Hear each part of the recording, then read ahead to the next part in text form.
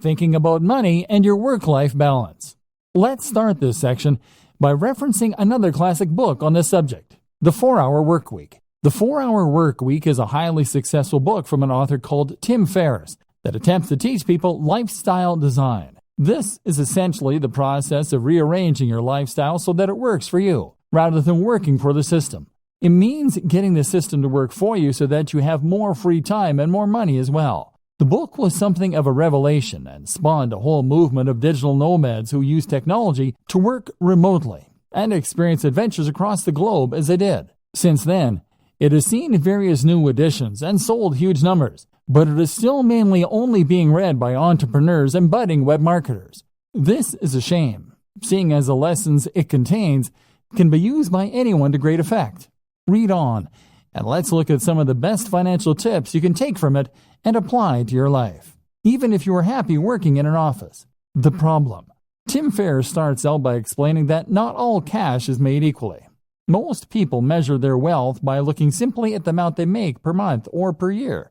Tim suggests that looking at the amount you make per hour makes much more sense. In other words, if you earn $40,000 per month but work only 2 days a week, you are in a sense much wealthier than someone who earns $100,000 per month working 7 till 7, 5 days a week.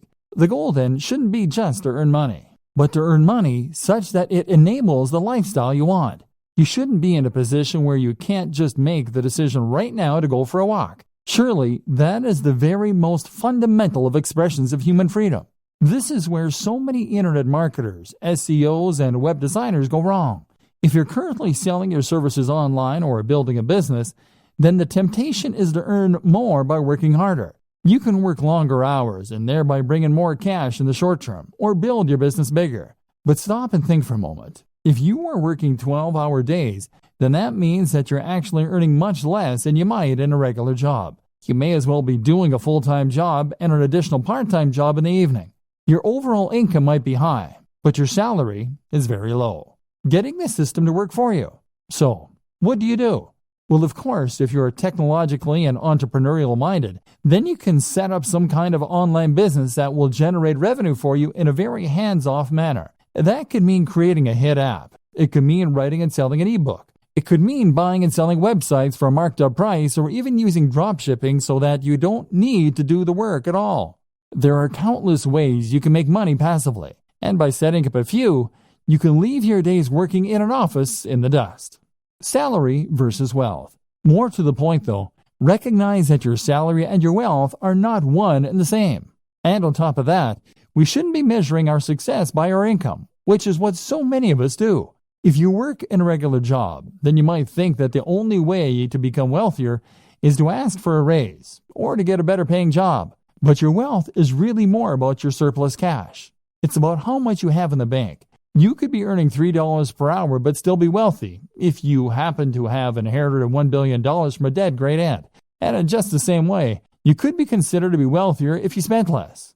In that case, you might live in a smaller home. You might live in a country where the cost of living is lower, or you might just spend less on food and clothes. Either way, this could allow you to put aside a fair amount of cash every day and feel pretty well off. The great thing about working online is that you do have the option of packing your things and moving to another country. In fact, many entrepreneurs end up moving to sunny countries where they can afford lavish villas at a fraction of the cost. Then again, you might choose to spend every single cent each month and then take out even more loans to pay for the rest. That way you can live the rich lifestyle and feel and look like the highly successful entrepreneur, despite having barely any cash in the bank. It's all up to you. It's all about what matters to you and what's important to you. And that's precisely the whole idea behind lifestyle design. It's about knowing the lifestyle you want, calculating how much money you need to support that lifestyle, and then designing your business around that. Goals. A more specific way to do this is to calculate a minimum amount you need to earn each day. This is what I do. I work until I earn $150. That's the minimum that allows me to pay my bills and to put a little aside each month. I can easily afford to buy myself the gadgets I enjoy, to go out with friends, and to work on my home. But that's me.